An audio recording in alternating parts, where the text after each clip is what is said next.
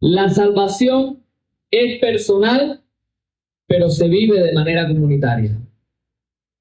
La salvación es personal, pero se vive de manera comunitaria. Pastor, ¿qué quiere decir usted con eso? Bueno, quiero decir eso. Nosotros muchas veces decimos, y esto es una frase que a nosotros nos gusta repetir cuando estamos hablando con algo, oye, la salvación es personal. Y es cierto, Dios pide cuenta a cada ser humano de sus actos. Todos somos pecadores delante de Dios y todos tenemos que responder delante de Dios. Nadie se va a salvar porque sea hijo de fulano o de mengano, porque nazca en un hogar cristiano o porque venga todos los días a la iglesia. La salvación es algo que es personal. Pero la manera en que se vive esa salvación no es personal. Nosotros no vivimos nuestra salvación, nosotros no vivimos nuestra fe aislados. Nosotros no vivimos nuestra fe desconectados. Somos salvados para ser unidos a una comunidad, a un cuerpo, a una familia y para vivir esa salvación dentro de esa familia. Hermanos, nuestra sociedad actual es muy individualista. Hace muchos años, yo recuerdo el primer pastor que yo tuve, él siempre usaba la ilustración de aquella famosa jabita de nylon que había antes. Que como decía, a ver si alguien se acuerda. Lo mío primero. Y yo me acuerdo que ese pastor Pedro Muñoz, que fue mi primer pastor, él siempre decía, a veces somos como la jabita, lo mío primero, la jabita pasó. Pero el egoísmo, el individualismo es algo arraigado en el corazón humano. De hecho, yo estaba pensando y buscando frases, reflexiones para ilustrar, para introducir el sermón en esta mañana sobre el individualismo. Y pasó algo curioso. No encontré cosas negativas sobre el individualismo. Todas eran frases que exaltaban el individualismo, que ponían esa actitud egocéntrica, de enfocado solo en ti, de pensar solo en ti como algo bueno, como algo destacable dentro de la sociedad. Y hermanos, y eso es completamente inconsecuente con lo que es un cristiano, con lo que es la vida de un creyente, con la manera en que nosotros nos conocimos. Yo sé que muchos de ustedes son estudiosos y están ahora así como diciendo, no veo por dónde viene y qué relación tiene con el Salmo, no veo por dónde viene el pastor. Yo quiero hablarles en esta mañana de cómo nosotros vivimos la realidad de pertenecer al pueblo de Dios. Y yo quiero intentar responder a una pregunta a la luz de este Salmo. Y esa pregunta es, ¿cómo vivimos la realidad de pertenecer al pueblo de Dios? ¿Cómo nosotros vivimos eso en la práctica? ¿Cómo se siente? ¿Cómo se vive esa salvación en comunidad? Por supuesto, no vamos a hablar de todo lo que eso implica, sino a la luz de este Salmo, yo quiero al menos resaltar dos cosas que creo que el Salmo nos muestra. Y la primera de ellas, y la primera manera en que nosotros vivimos esa realidad, es haciendo nuestro el dolor del pueblo de Dios. Haciendo nuestro el dolor del pueblo de Dios. El Salmo comienza, y desde el versículo 1 hasta el 11, es un lamento. Es una oración de angustia. Mira cómo comienza, algo típico. Siempre los salmos comienzan de una manera que nos va trazando, por decirlo de alguna manera, el rumbo que va a llevar ese salmo. Jehová, escucha mi oración, y usted está viendo que esto es muy personal, escucha mi oración y llega a ti mi clamor. No escondas de mí tu rostro en el día de mi angustia, inclina a mí tu oído, apresúrate a responderme el día que te invocare. El salmista está pidiendo por algo muy personal. Y las imágenes que él nos está dando son las imágenes de una persona angustiada, que está sufriendo, que está padeciendo.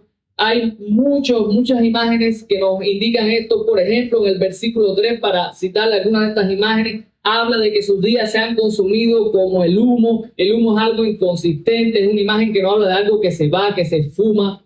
Es inconsistente, es de poco peso, de poco contenido, por decirlo de alguna manera. Dice que sus huesos, cual tizón, están quemados. Los huesos normalmente eran una especie de símbolo de fuerza en relación al cuerpo humano. Huesos fuertes hablan de alguien vigoroso, de alguien fuerte, pero huesos quemados hablan de alguien que está débil.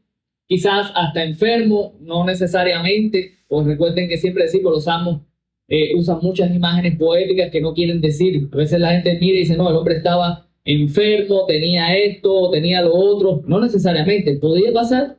No necesariamente, pero no necesariamente. Son imágenes en las cuales el salmista está resaltando cómo se está sintiendo. Se siente como alguien enfermo, se siente como alguien desolado. Miren las imágenes del versículo 6, por ejemplo, semejante al pelícano del desierto. ¿Dónde generalmente están los pelícanos? En el mar, ¿verdad? ¿Tú te imaginas un pelícano en el desierto? ¿Cómo se siente un pelícano? Si el pelícano pudiera expresar cómo se siente, ¿cómo sentiría un pelícano en el desierto? Como el búho dice de las soledades. El búho cuando duerme. ¿Y qué hace toda la noche? Está despierto. Es muy probable que él esté usando estas imágenes para hablar del hecho de no dormir, cuando uno está angustiado, cuando está triste, cuando está cargado, que es lo que generalmente pasa cuando llega la noche, que no puede conciliar el sueño, porque la angustia no le permite conciliar el sueño. Entonces, hay dos cosas. Él habla mucho de estas imágenes, habla del pájaro solitario sobre el tejado, come, dice, ceniza, como si comiera pan, su bebida mezcla con lágrimas. O sea, todas son imágenes de angustia, de dolor, de sufrimiento que él está experimentando de una manera muy personal. Hay dos cosas que yo creo que el salmista nos está dejando ver de su experiencia, de cómo él la está percibiendo, y una tercera que no la dice el salmista, pero la voy a decir yo, en base al estudio del Salmo. La primera es, pues lo que hemos estado diciendo, que su vida es miserable en ese momento. Él está sumamente angustiado y triste con la vida que está viviendo. Lo segundo que nos deja ver es que la razón por la cual está pasando por todas estas cosas tienen que ver con la ira de Dios que en ese momento está enfrentando. Versículos 10 y 11 dice, a causa de tu enojo y de tu ira, pues me alzaste y me has arrojado. Mis días son como sombra que se va y me he secado como hierba. Él es miserable, él está sufriendo, él está triste, y la razón por la que están pasando todas estas cosas en su vida tiene o está relacionado con el juicio de Dios, con la ira de Dios que él está padeciendo. Y quiero decirte la tercera, que él no nos la deja ver, al menos en esta primera parte, en los versículos 1 al 11, y es algo que puedo ver a la luz del Salmo, y es que aunque él se siente de esta manera y lo experimenta con una intensidad tan personal, yo no creo que propiamente el salmista esté sufriendo por su propio pecado particular en el momento en que está escribiendo el Salmo. Pastor, ¿cómo es eso? El salmista, y lo vamos a ver después en la segunda parte, pero quiero resaltarlo en esta primera parte porque es lo que quiero mostrarles en este punto, cómo él está haciendo el dolor y el clamor de todo el pueblo de Dios como algo muy personal. Él es parte del pueblo de Dios. Y el pueblo de Dios está haciendo en este salmo, no sabemos el contexto en el cual se escribe el salmo, no nos da muchas referencias del autor, pero el salmo nos deja ver que de alguna manera el pueblo de Dios está siendo juzgado en ese momento a causa de su pecado. Lo vas a ver en la segunda parte, las imágenes en la segunda parte nos dejan o nos iluminan en ese sentido. El salmista no es alguien independiente al pueblo de Dios. Él no puede decir, Señor, ten misericordia de este pueblo, que es un pecador, que es un rebelde. Mira cómo está siendo juzgado. No, él es parte de una comunidad que en ese momento, ese pueblo de Dios está enfrentando el juicio de Dios, probablemente quizás en el exilio tan lejos de Jerusalén, en un momento determinado de la historia, y él como parte de ese pueblo hace suyo el dolor que están sufriendo los desterrados para decirse, para expresárselo a Dios, para orar a Dios, y lo hace en un tono muy, pero muy personal. Hermanos, el salmista yo creo que nos da a nosotros tremenda lección para nuestras vidas como iglesia, para nuestras vidas como pueblo de Dios. Nosotros tenemos que entender que nuestra vida, es lo que decíamos al principio como comenzamos el sermón, nosotros no vivimos un cristianismo del cristianismo de Rubén. Este es mi cristianismo. el cristianismo de Eddie, el cristianismo de Franklin, de Jennifer. Nosotros no vivimos un cristianismo independiente, nosotros vivimos un cristianismo que está conectado al pueblo de Dios. Somos lo que somos en relación a nuestro pueblo. Cuando el pueblo de Dios es bendecido y le va bien, ¿cómo te va a ir a ti? Bien. Tú quieres que la comunidad de fe donde Dios te ha puesto esté bien, que esté en la verdad, que esté creciendo, que esté fructificando, que esté siendo edificada, porque tú eres parte de esa comunidad, es el cuerpo del cual tú formas parte. Yo creo que si los miembros de nuestro cuerpo pudieran hablar, las partes sanas no estarían contentas con el malestar del resto del cuerpo. Yo no me imagino una mano que se sienta bien si todo el cuerpo está comido de cáncer, pero la mano no tiene nada. Si la mano pudiera hablar, dijera, yo no estoy contento, porque yo soy parte de un cuerpo y al final cuando ese cuerpo termine de secarse, yo también voy a secarme. Me va a llegar a mí, el dolor del cuerpo me va a llegar a mí, el malestar va a llegar a mí también. Hermanos, nosotros tenemos que estar gozosos, contentos cuando el pueblo de Dios está bien, pero también tenemos que estar tristes y angustiados cuando el pueblo no está bien, cuando la comunidad de fe no está bien. Tú no puedes estar en una comunidad donde las cosas están mal, donde el pecado está abundando, donde Dios está disciplinando a esa comunidad, porque no vamos a pensar que Dios juzga para condenación a su pueblo, pero Dios sí disciplina a su pueblo. Y una de las maneras, y se me ocurrió un ejemplo mientras estaba sentado antes de venir para acá, creo que una vez a Paul Watson le escuché decir que el juicio de Dios hacia esas congregaciones de iglesias que están en el evangelio de la prosperidad, o sea, el juicio de Dios por no amar la verdad de Dios y por no amar a Dios es eso mismo, que sean engañados por los hombres que le predican. El juicio que ellos reciben es tener hombres que les engañan y los desvían. Y tiene sentido porque la palabra de Dios nos habla de aquellos que tienen comezón de oír, que Dios los entrega a maestros que alimentan esas propias concupiscencias. Entonces, cuando el pueblo de Dios está bien, nosotros debemos gozarnos. Cuando el pueblo de Dios está mal, nosotros debemos sufrir y llorar con el pueblo de Dios. No podemos pensar que cuando una parte o un miembro de este cuerpo está torcido, desviado, eso no va a afectar a todo el cuerpo. Porque todo elemento, toda parte de un cuerpo que se enferma, afecta a todo el cuerpo. Y es importante que nosotros podamos sentirnos y vernos o concebirnos de esa manera. Quiero hacerte una pregunta en esta mañana. ¿Qué lugar ocupa Nueva Vida en tu corazón cada día? ¿Qué lugar ocupa esta comunidad en tu corazón?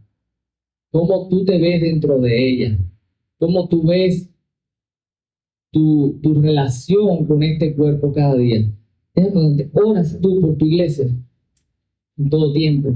Cada día oras para que el Señor bendiga tu comunidad, para que todos podamos crecer, para que todos podamos ser edificados. ¿Te preocupas por el estado de la iglesia? ¿Te preocupas por el andar de la iglesia?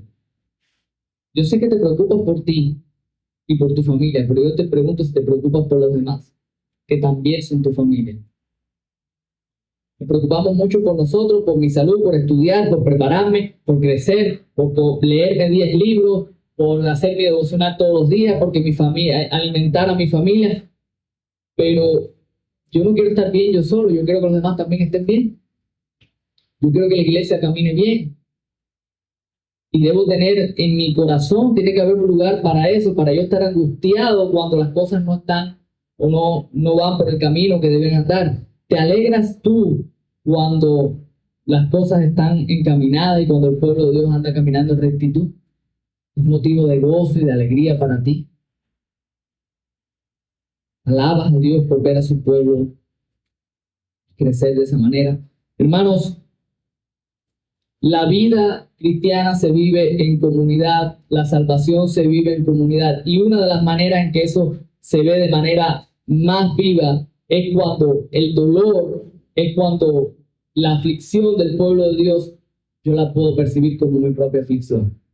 Hay muchos pasajes de la Biblia que de alguna manera nos resaltan esta realidad. La Biblia nos llama a reír con los que ríen, nos llama a llorar con los que lloran, nos llama a sobrellevar las cargas de los otros. O sea, constantemente somos desafiados a hacer del sentir del pueblo de Dios nuestro propio sentir. Me recuerdo a Pablo, una de las cosas que decía Pablo es, ¿quién llora? Lo estoy parafraseando, yo no lloro. ¿Quién sufre? ¿Quién está angustiado? Yo no estoy angustiado. ¿A quién se le extravía? Yo no me molesto. ¿Pero por qué, Pablo, si no fue contigo? No, porque él es parte del mismo, somos parte del mismo cuerpo. Y si a él lo extravían, yo me siento mal junto con él. Hay una segunda razón en el pasaje que quiero mostrarles. Primero vimos que nosotros hacemos nuestro el dolor de todos, hacemos nuestro el sentir de todos, pero noten la segunda parte, como vemos que no solamente hacemos nuestro el dolor de todos, sino que hacemos nuestra la esperanza de todos. O sea, anclamos nuestra vida y nuestra esperanza no a nosotros mismos, sino al pueblo de Dios y a ser parte de ese pueblo. Mira cómo cambia el versículo 12, más tú. Y es algo curioso porque si usted se da cuenta, el 1 al 11 es muy personal. Pero a partir del versículo 12 cambia. Y es como que el salmista solamente va a hablar ahora del pueblo de Dios. O sea, y esta es la razón por la que, una de las razones fuertes en este pasaje por la cual yo creo que el salmista no está angustiado por su propio pecado, sino por el pecado del pueblo en general que ha traído la ira y el juicio de Dios, pero él es parte de ese pueblo y él está sufriendo junto a ese pueblo. Dice, mas tú, Jehová, permanecerás para siempre y tu memoria de generación en generación. Te levantarás y tendrás misericordia de mí. ¿Dice así? Tendrás misericordia de Sión, porque es tiempo de tener misericordia de ella, porque el plazo ha llegado. Porque tus siervos aman sus piedras y del polvo de ella tienen compasión. ¿Qué les está diciendo eso? ¿Cómo estaba Jerusalén? Arrasada, destruida. Dios había juzgado el pueblo de Dios en ese entonces. El salmista ahora, después de su clamor bien personal, ahora eleva su esperanza, su confianza al Señor y le está diciendo, tú vas a tener misericordia de Sión, Sión, el pueblo de Dios. Tú vas a tener misericordia de Israel, de tu pueblo. Ha llegado el momento. El salmista al parecer está percibiendo que se está cumpliendo dentro de los propósitos de Dios el tiempo de que Dios, pues de alguna manera restaure a Israel, lo vuelva otra vez a traer después del juicio que ha derramado sobre ella. Ahora, nota cómo el salmista ahora está anclando su esperanza en la esperanza del pueblo de Dios. Y es importante resaltar eso, ¿saben? Porque una de las cosas que más afectan, una de las cosas que más ha torcido nuestro entendimiento como cristianos es la idea, esta idea bastante antibíblica de estar siempre buscando la voluntad de Dios para mi vida. Pastor, pero Dios tiene una voluntad y un propósito conmigo, sí, por supuesto. Pero a veces nosotros somos tan individualistas que pensamos que Dios ha dividido sus propósitos, que en la mente de Dios está el propósito para él y el propósito para el otro, para Prieto, para aquel, para Yanara, para el otro.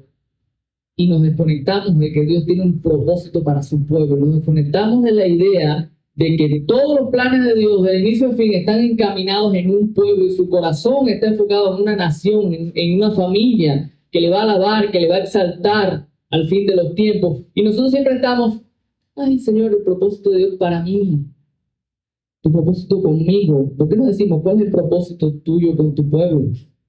¿Qué es lo que tú quieres para tu pueblo, del cual yo formo parte? Por eso a veces a la gente le cuesta trabajo encontrar la voluntad de Dios en la Biblia.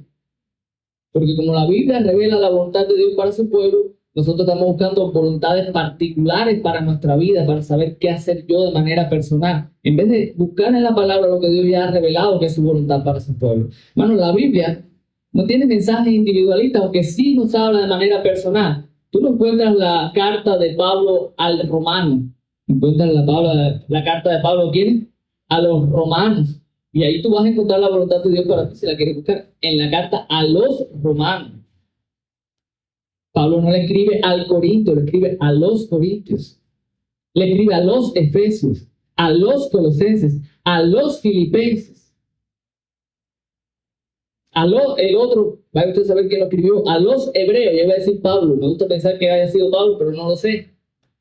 A los hebreos. Tenemos prácticamente, pastor, pero está la carta a Tito y a Timoteo. Sí, para decirle cómo debe conducirse dentro de la familia de la fe. No para decirle cómo conducirse él de manera personal y aislada, sino cómo se conduce él dentro de la familia y del cuerpo de Dios, cuál es la voluntad de Dios para con él dentro de ese pueblo.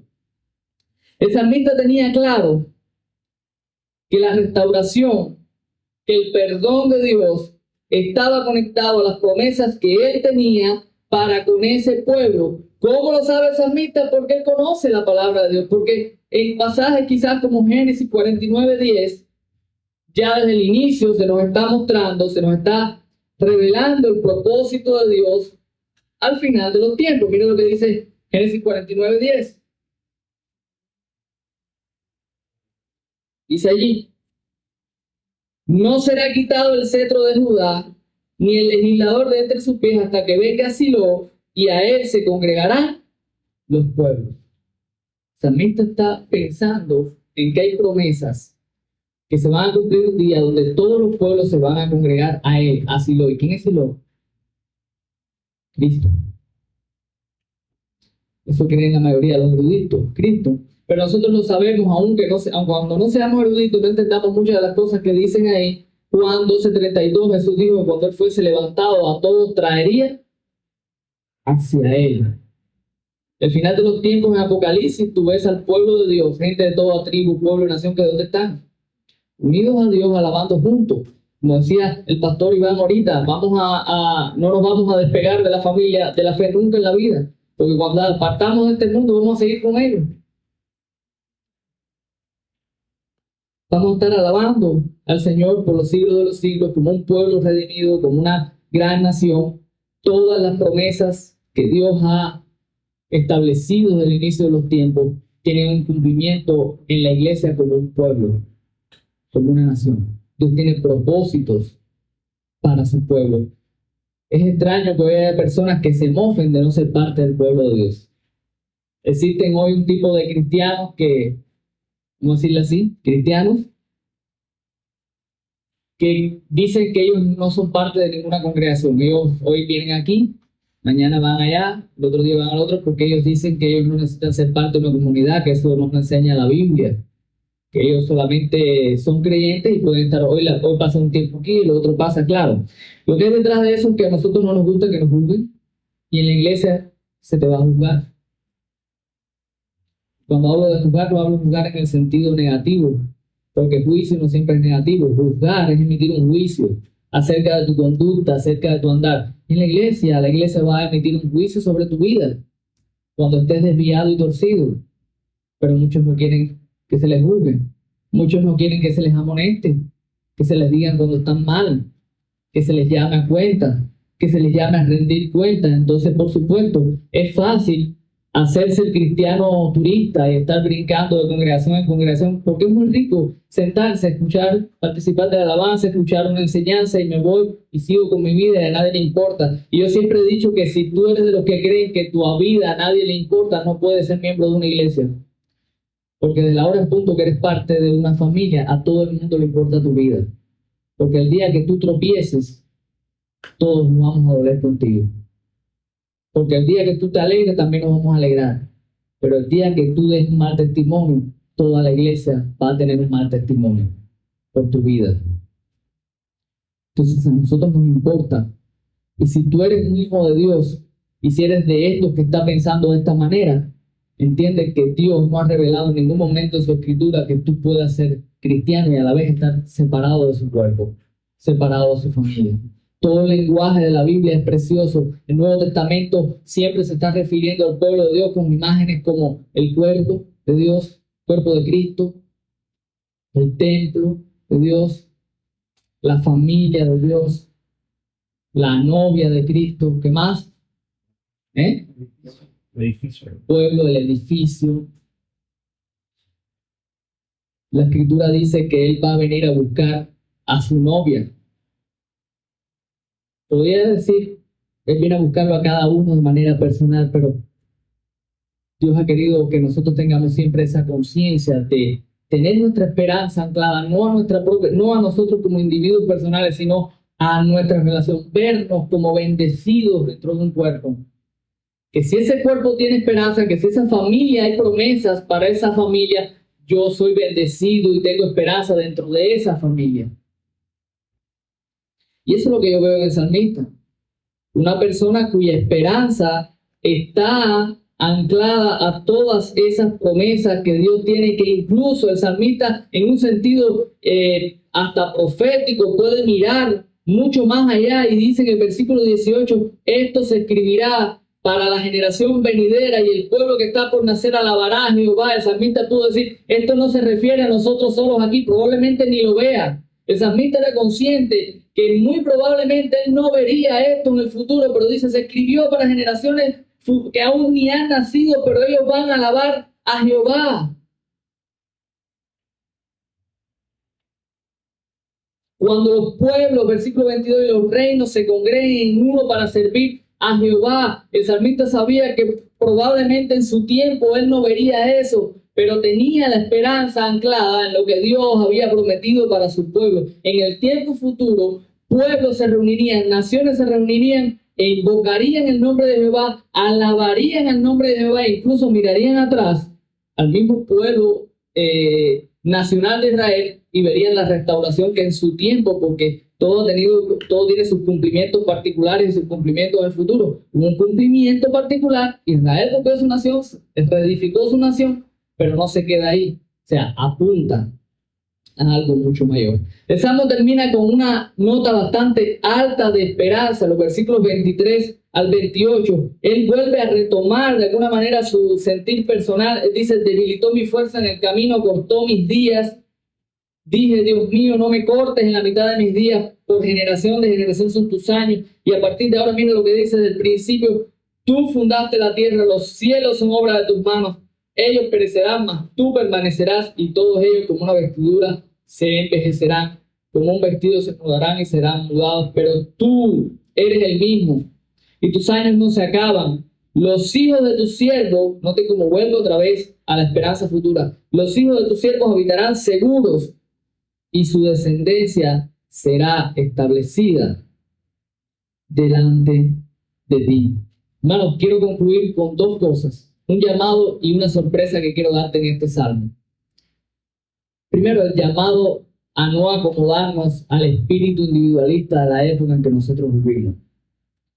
No ha habido una generación probablemente más inclinada y con todas las condiciones para aislarse que la nuestra. Nuestra generación tiene todo para vivir aislada. Lo estamos sufriendo, porque somos parte de la realidad. Y no es que estamos ajenos a eso, nos está pasando.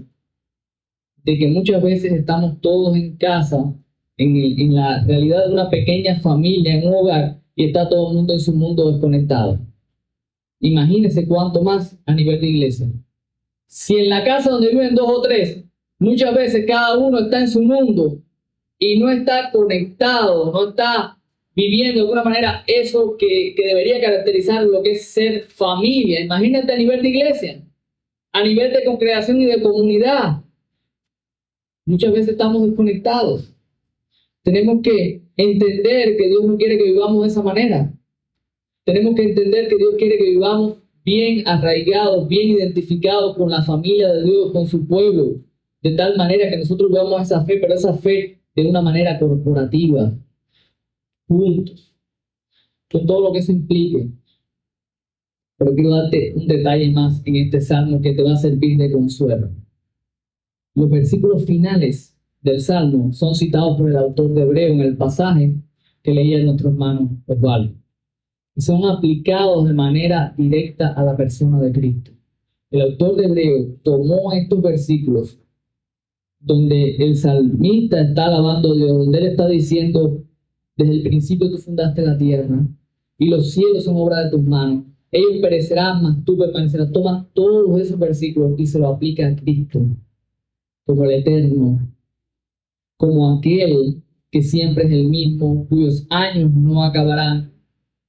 Y sabe, hay una gran probabilidad que todo este salmo nos esté apuntando en su totalidad a la persona de Cristo.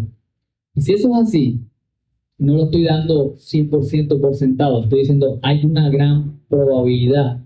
Si es así, nosotros encontramos en todo el Salmo 102 una bella imagen de Cristo que nos puede animar a nosotros a vivir la fe en comunidad siguiendo su modelo y ejemplo en la obra, en su obra o en sus actos redentores hacia su pueblo. Si nosotros lo vemos de esta manera, versículos 1 al 11, y vemos a este hombre clamando, este salmista clamando a Dios porque está sufriendo y no está sufriendo por sí mismo y no es él el que pecó, nosotros podemos pensar que de la misma manera que el salmista sufrió así, de la misma manera que el salmista fue angustiado por el pecado del pueblo, Cristo también sufrió y fue angustiado por el pecado de su pueblo. Cuando él fue a la cruz, cargó la ira del pecado que no era de él.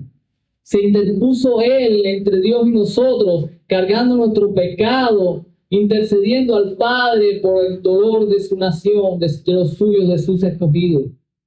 Bueno, pastor, en la segunda parte, ¿cómo podríamos ver a Cristo? ¿De qué manera podría apuntarnos a Cristo? Segunda parte que habla de tener misericordia de su pueblo. Bueno, porque de la misma manera que el salmista sabía y esperaba en Dios, y quizás no lo vio en su tiempo, la obra de Jesús, el fruto de su obra y de su sacrificio, cuando fue visto, después, ¿verdad?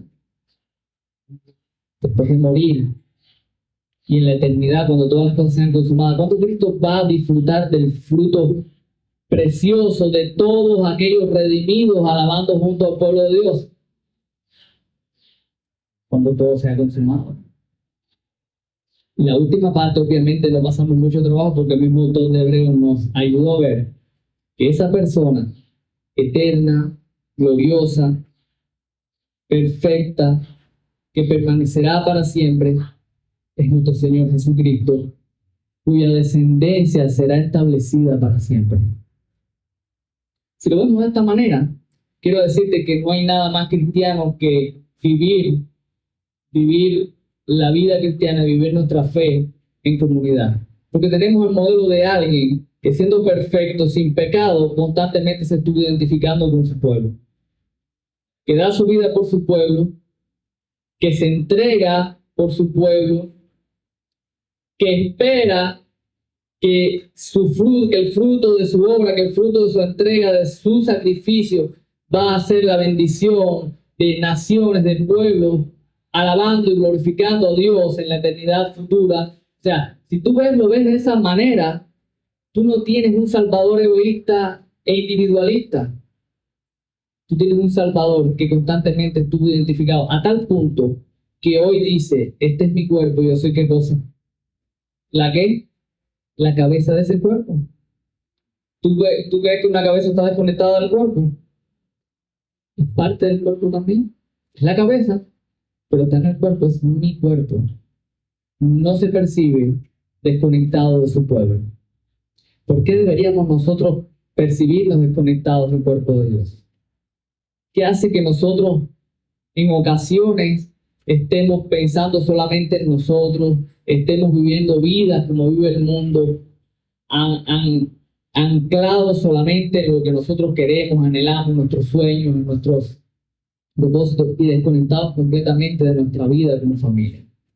¿Qué nos impide no pensar, como decía el pastor Iván, en las misiones, en plantar iglesias? Pastor, ¿qué tiene que ver eso con esto? Claro que ese es el propósito de Dios para su pueblo. Y si estamos hablando de anclar nuestra esperanza en las promesas de Dios para su pueblo, ¿qué es lo que quiere Dios para su pueblo? Que su pueblo se disemine, que su pueblo se extienda, que las naciones conozcan a Dios, que los pueblos conozcan a Dios, que iglesias sean plantadas en todo lugar, que su familia crezca por toda la tierra.